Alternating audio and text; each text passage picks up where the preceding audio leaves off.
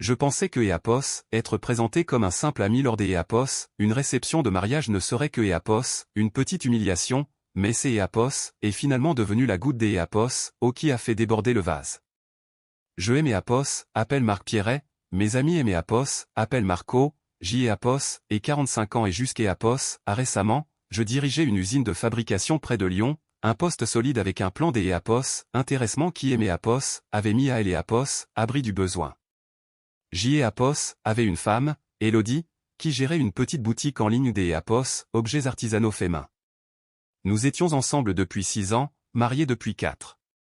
Elle avait 2 enfants des Eapos, une précédente union, Hugo, 14 ans, et Léa, 11 ans. De mon côté, J. Eapos avait un fils, Théo, 16 ans, qui vivait avec mon ex-femme à Bordeaux. On dit souvent que les seconds mariages vous apprennent à être plus sage, on entre dans la relation plus âgée, on surveille les signaux des Eapos, alerte et on construit ensemble.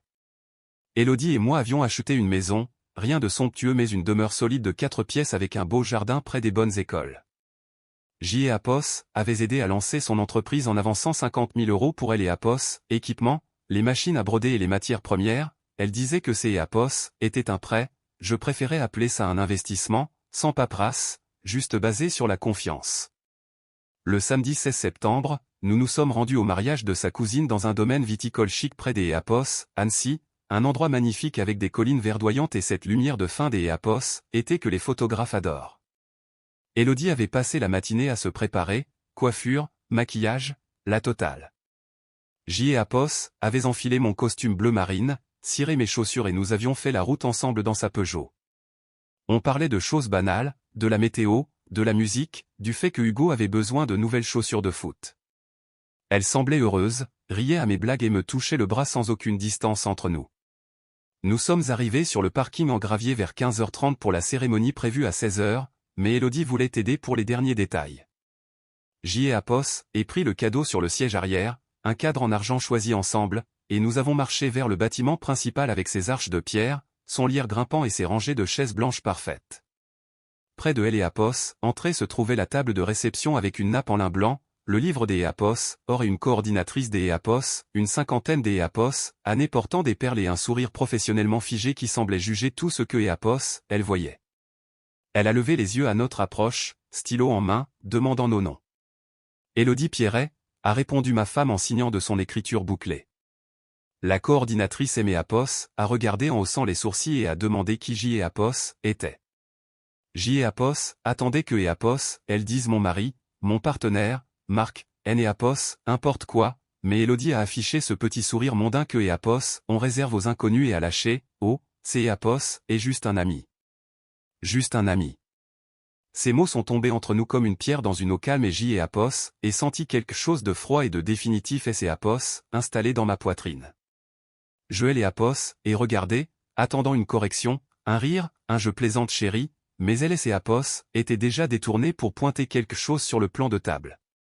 Joël Eapos, et pas crié, Joël Eapos, et pas fait de scène, J. Eapos, et simplement sourit lentement et J. Eapos, et dit assez fort pour que tout le monde aux alentours entende, en fait, je suis juste son ex. Puis J. Eapos, et tourné les talons et je suis parti. Sa voix aimée Eapos, a poursuivi, elle criait attends, mais Joël Eapos, et pas attendu. Je suis passé devant les chaises blanches, devant le quatuor à cordes qui est Eapos, accordait et devant le bar où elle et Eapos, on disposait les coupes de champagne. Mes chaussures crissaient sur le gravier et Joël Eapos, et pas regardé en arrière une seule fois.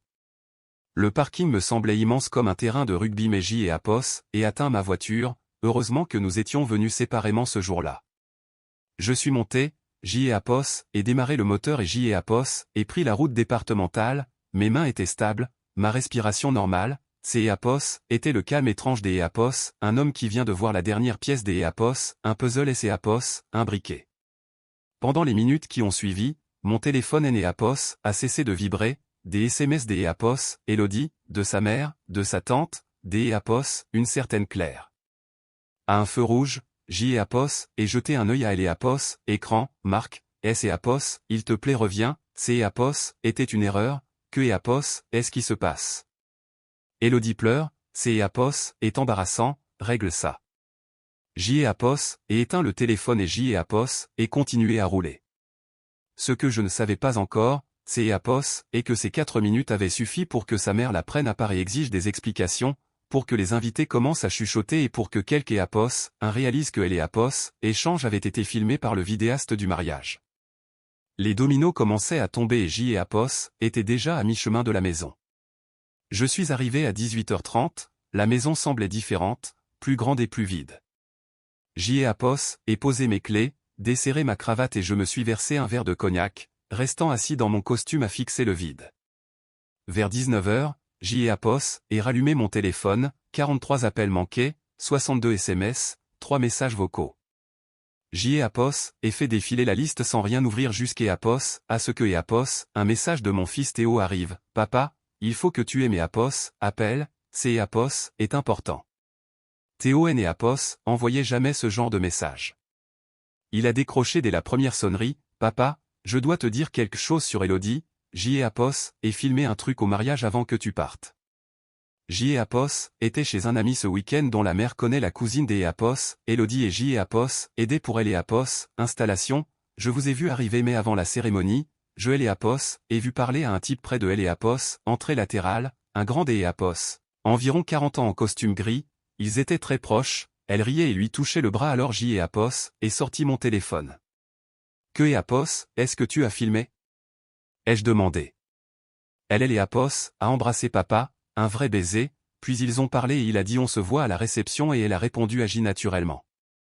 Et ouvert la vidéo que il aimait a envoyé et elle était là, dans la robe que je et avait aidé à fermer le matin même, se penchant vers un homme que je et avait jamais vu, ils se sont embrassés pendant 4 secondes, elle a lissé son revers de veste et ils ont ri. Et regardé la séquence 2 fois et je et sauvegardé partout. Que est-ce que tu vas faire? A demandé Théo. Je vais régler ça légalement, ai-je répondu. Le dimanche matin, et roulé jusqu'à à Bordeaux pour voir Camille, mon ex-femme, qui tenait un cabinet des avocat dans un immeuble bourgeois. Elle et mes attendaient, les stores à demi-clos, le café froid, avec le même regard acéré et sa coupe de cheveux stricte. Assieds-toi, a-t-elle dit. Je lui ai tout raconté, le livre des or, la vidéo de Théo, et quand elle a vu les enregistrement des Elodie embrassant cet inconnu derrière une haie, son visage est resté neutre. Elle est appuyée contre son dossier et a demandé si était sûr de vouloir faire ça car il est né il n'y aurait pas de retour en arrière. Le normal est déjà mort, ai-je dit, je veux protéger ce qui est appartient. Camille a listé les actifs, la maison payée environ 320 000 €, la propriété au bord du lac dont avait hérité il y a 4 ans estimée à 475 000 €, mon compte des épargne de 200 000 € et un compte séparé de 190 000 €. Elle a pris des notes sur les 50 000 € donnés à Elodie sans contrat écrit.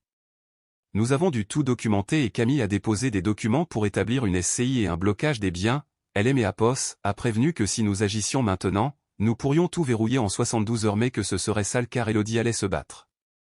Lundi, et repris ma routine à elle usine mais vers 10 heures, Elodie a commencé à aimer appeler frénétiquement, et laisser ses messages sur le répondeur sans les écouter. À midi, je suis allé à ma banque pour parler à la directrice des agence, une femme discrète que je connaissais bien, pour obtenir la preuve du chèque de banque de 50 000 € libellé 3 ans plus tôt avec la mention pré-création entreprise. La banque a imprimé les copies et bien que il est né y ait pas de contrat formel, la transaction existait. Et révoqué et accès des Elodie a mes 3 cartes de crédit et je lui ai envoyé un seul SMS, parle à ton avocat, avant de bloquer son numéro. Le soir, Camille et mes a confirmé que tout était verrouillé et que Elodie recevrait une notification officielle sous peu. Le mercredi soir, et reçu un appel des un numéro inconnu, était Léa, la fille des Elodie, qui aimait que je et aide pour ses devoirs de maths. Sa voix était toute petite, papa Marc, je dois te dire un truc, un homme nommé Stéphane venait à la maison quand tu étais au travail, il avait une moto, Hugo et les aimait bien mais il était méchant parfois, et entendu maman se disputer avec lui pour de elle et argent et elle disait que elle allait vendre la maison du lac pour partager elle et argent. Cette maison était la mienne, un héritage, jamais au nom des Elodie. Elle est Apos, idée que quelque est Apos, un complot pour vendre mon bien sans mon consentement et mes Apos, a glacé le sang. J'y ai Apos, et appelé Camille et nous avons placé une hypothèque conservatoire sur la propriété du lac dès le lendemain matin. Le jeudi après-midi, une camionnette est entrée dans mon allée, c'est Apos, était le père des Apos, Élodie, Jean-Pierre, 73 ans, un électricien retraité. Il aimait Apos, a tendu une enveloppe contenant une notification de privilège car il avait reçu des documents administratifs chez lui. Il a alors lâché une bombe, il avait co-signé un prêt de 50 000 € pour Élodie en utilisant sa propre maison comme garantie, sans savoir où elle est Apos, argent était passé. Camille a creusé et a découvert que le prêt avait été approuvé 2 semaines plus tôt et que elle et Apos, argent avait été retiré en espèces dans divers distributeurs entre Lyon et Annecy. Le visage de Jean-Pierre est devenu livide. Camille a découvert que Stéphane avait des antécédents de fraude et que Apos, il et Apos, était vanté sur les réseaux sociaux des Apos, avoir fait un gros coup avant de Apos, acheter une nouvelle moto. Les 50 000 € avaient disparu et Jean-Pierre risquait de perdre sa maison. Camille a décidé de porter plainte au pénal et au civil et Jean-Pierre a accepté de témoigner contre sa propre fille. Le vendredi, la vidéo du mariage a fini sur les réseaux sociaux français et mon chef des Apos, Atelier Apos, a montré son téléphone en disant que la séquence avait des milliers de partages, les commentaires qualifiant mon départ de magistral. Elle et Apos, opinion publique était massivement de mon côté. Elle et Apos, avocat des Apos, Élodie a appelé pour proposer un arrangement à elle et Apos, amiable mais Camille a refusé car les charges criminelles étaient déjà engagées.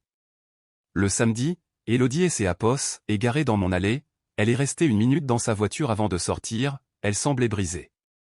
Marc, et Apos, il te plaît, parlons, a-t-elle supplié à travers la porte. Non, ton avocat parlera au mien, ai-je répondu. J'y ai Apos, et fait une erreur au mariage, j'y ai Apos, et paniqué, disait-elle. Tu es né Apos, a pas fait des Apos, erreur, tu as dit la vérité en disant que j'y ai Apos, était un ami, tu as embrassé un inconnu, tu as pris mon argent et tu as mis la maison de ton père en péril, ai-je rétorqué des Apos, une voix factuelle en lui listant toutes les preuves que nous avions, des relevés bancaires au témoignage de ses propres enfants. Elle et Apos, est effondrée en promettant de tout rembourser, mais J. Apos, et conclut en lui disant que Apos, elle avait fait son lit et que Apos, elle devait maintenant Apos, y coucher. 3 mois plus tard, au tribunal, Camille a présenté un dossier en béton et la juge Apos a pas été impressionnée par les arguments de la partie adverse sur une quelconque mise en commun des biens. Le verdict a été sans appel, Élodie Apos avait aucun droit sur la maison, la propriété du lac ou mes actifs financiers, et elle a été condamnée à rembourser les 50 000 € avec intérêt sous 18 mois sous peine de saisie sur salaire. À la sortie du tribunal, Camille Apos a confié que Apos, Élodie Apos, avait plus rien et que elle et Apos, affaire pénale allait être très compliquée pour elle. Je me sentais enfin soulagé. Théo a fini par venir et Apos, installé chez moi à plein temps avec elle et Apos, accord de sa mère, et Camille Apos, a tendu les papiers de garde déjà remplis. 14 mois après cette fameuse réception, je préparais le petit déjeuner pendant que Théo faisait ses exercices de maths et que Léa descendait pour une gaufre, Hugo ayant choisi de rester avec sa mère. La maison était de nouveau pleine mais plus calme, des Apos, une manière saine. J. Apos, avait-je pensé qu'être présenté comme un simple ami lors d'une réception de mariage ne serait qu'une petite humiliation, mais c'est finalement devenu la goutte d'eau qui a fait déborder le vase, car je m'appelle Marc Pierret, mes amis m'appellent Marco, j'ai 48 ans et jusqu'à récemment, je dirigeais une usine de sous-traitance industrielle près de Lyon, un poste solide avec un plan d'intéressement qui m'avait mis à l'abri du besoin, et j'avais une femme, Élodie, qui gérait une petite boutique en ligne d'objets artisanaux et de bijoux fantaisie. Nous étions ensemble depuis 6 ans, mariés depuis 4, elle avait 2 enfants d'une précédente union, Hugo, 14 ans, et Léa, 11 ans, tandis que de mon côté, j'avais un fils, Théo, 16 ans, qui vivait avec mon ex-femme à Bordeaux, et l'on dit souvent que les seconds mariages vous apprennent à être plus sages, qu'on y entre plus âgés et soi-disant plus avisés, en surveillant les signaux d'alerte pour construire quelque chose ensemble. Et c'est ainsi qu'Élodie et moi avions acheté une maison, rien de somptueux mais une demeure solide de 5 pièces avec un beau jardin près des bonnes écoles de la banlieue lyonnaise. J'avais même aidé à lancer son entreprise en avançant 50 000 € pour l'équipement, les machines à broder professionnelles et les stocks de matières premières. Elle disait que c'était un prêt mais je préférais appeler ça un investissement, sans aucune paperasse, juste basé sur la confiance, jusqu'à ce fameux samedi 16 septembre où nous nous sommes rendus au mariage de sa cousine dans un domaine viticole de prestige au cœur du Beaujolais, un endroit magnifique avec des collines de vignes à perte de vue et cette lumière dorée de fin d'été que les photographes adorent, Élodie avait passé toute la matinée à se préparer, coiffure, maquillage, la totale, et j'avais enfilé mon costume bleu marine bien coupé, ciré mes chaussures avant que nous ne prenions la route ensemble dans sa Peugeot, nous parlions de choses banales, de la météo, de la playlist de la soirée ou du fait que Hugo avait besoin de nouveaux crampons pour le foot. Elle semblait heureuse, riait à mes blagues et me touchait le bras sans aucune distance entre nous. Nous sommes arrivés sur le parking en gravier vers 15h30 pour la cérémonie prévue à 16h, mais Élodie voulait absolument aider pour les derniers détails. J'ai donc pris le cadeau sur le siège arrière, un cadre en argent massif choisi ensemble, et nous avons marché vers le bâtiment principal avec ses arches de pierre, son lierre grimpant et ses rangées de chaises Napoléon blanches parfaitement alignées. Près de l'entrée se trouvait la table de réception avec une nappe en lin blanc, le livre d'or et une organisatrice d'une cinquantaine d'années portant des perles et un sourire professionnellement figé qui semblait juger tout ce qu'elle voyait. Elle a levé les yeux à notre approche, stylo en main, demandant nos noms, et Élodie Pierret a répondu ma femme en signant. De son écriture tout en boucle, l'organisatrice m'a regardé en haussant les sourcils et a demandé qui j'étais. J'attendais qu'elle dise mon mari, mon compagnon, Marc, n'importe quoi, mais Élodie a affiché ce petit sourire mondain qu'on réserve aux parfaits inconnus pour garder les choses légères et à lâcher. Oh, c'est juste un ami, et ces mots sont tombés entre nous comme une pierre dans une eau calme. J'ai senti quelque chose de froid et de définitif s'installer dans ma poitrine. Je l'ai regardée en attendant une correction, un rire ou un je plaisante chérie, mais elle s'était déjà détournée pour pointer quelque chose sur le plan de table. Je n'ai pas crié, je n'ai pas fait de scène, j'ai simplement souri lentement et j'ai dit assez fort pour que tout le monde aux alentours entende. En réalité, je suis juste son futur ex. Puis j'ai tourné les talons et je suis parti. Sa voix m'a poursuivi. Elle criait attends, mais je n'ai pas attendu, je suis passé devant les chaises blanches, devant le quatuor à cordes qui s'accordait et devant le bar où l'on disposait les coupes de champagne. Mes chaussures crissaient sur le gravier et je n'ai pas regardé en arrière une seule fois. Le parking me semblait immense comme un terrain de rugby mais j'ai atteint ma voiture.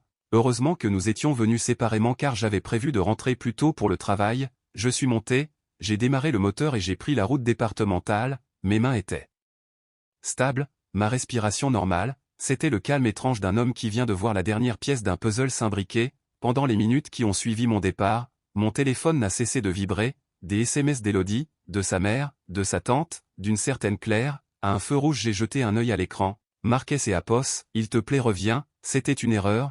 Que et Apos, est-ce qui se passe? Élodie pleure, c'est embarrassant, règle ça, mais j'ai éteint le téléphone et j'ai continué à rouler. Ce que je ne savais pas encore c'est que ces 4 minutes avaient suffi pour que sa mère la prenne à part et exige des explications, pour que les invités commencent à chuchoter et pour que quelqu'un réalise que l'échange avait été filmé par le vidéaste du mariage dans ses plans d'ambiance. Les dominos commençaient à tomber et j'étais déjà à mi-chemin de la maison.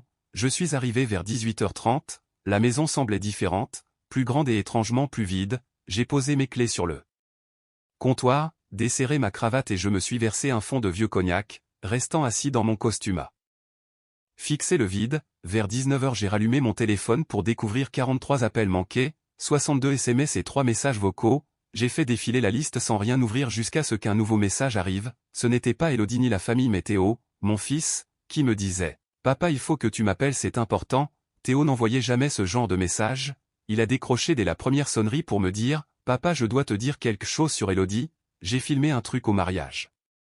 Avant que tu ne partes, j'étais chez un pote ce week-end dont la mère est amie avec la cousine d'Élodie et j'aidais pour l'installation des lumières. Je vous ai vu arriver mais avant la cérémonie j'ai vu Élodie parler à un type près de l'entrée latérale, un grand d'environ 40 ans en costume gris, ils étaient très proches. Elle riait et lui touchait le bras alors j'ai sorti mon téléphone et j'ai filmé, je lui ai demandé ce qu'il avait filmé et il m'a répondu, elle l'a embrassé papa, un vrai baiser, puis ils ont parlé et il a dit on se voit à la réception et elle a répondu agit naturellement, j'ai ouvert la vidéo qu'il m'a envoyée et elle était là, dans la robe que je l'avais aidé à fermer le matin même, se penchant vers un homme que je n'avais jamais vu, ils se sont embrassés pendant 4 secondes, elle a lissé son revers de veste et ils ont ri, j'ai regardé la séquence 2 fois et je l'ai sauvegardée sur tous mes supports, Théo m'a demandé ce que j'allais faire et j'ai répondu que j'allais régler ça par la voie légale. Le dimanche matin j'ai roulé jusqu'à Bordeaux pour voir Camille, mon ex-femme qui tenait un cabinet d'avocat dans un immeuble bourgeois du centre. Elle m'attendait avec le café froid et son habituel regard acéré, je lui ai tout raconté,